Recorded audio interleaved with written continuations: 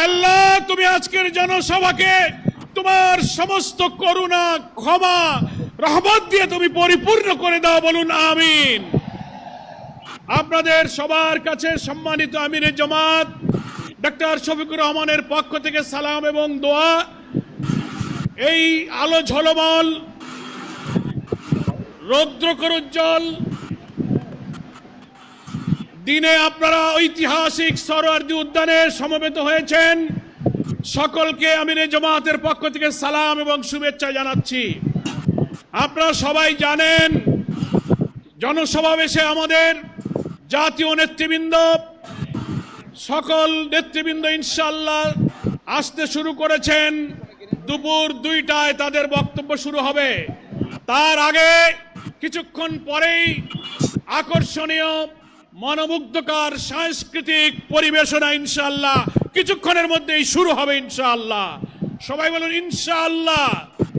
সাইমুম শিল্পী গোষ্ঠী বাংলাদেশের বিভিন্ন মহানগর জেলা থেকে আগত খ্যাতিমান শিল্পীদের সমন্বয়ে আজকে মনোমুগ্ধকর এই সাংস্কৃতিক পরিবেশনা আমরা আল্লাহ তাআলার এই রোদ, আল্লাহ আমাদেরকে যা উপহার দিয়েছেন সব কিছুকে নিয়ামত মনে করে এগুলো আমরা উপভোগ করব। সবাই রাজি আছি? তাহলে আল্লাহর শুকরিয়ার জন্য কয়েকটা স্লোগান আমরা দিতে থাকি। নারায়ে তাকবীর, নারায়ে তাকবীর, নারায়ে তাকবীর, নারায়ে তাকবীর, নারায়ে তাকবীর। বাংলাদেশ জামাত ইসলামী, বাংলাদেশ জামাত ইসলামী,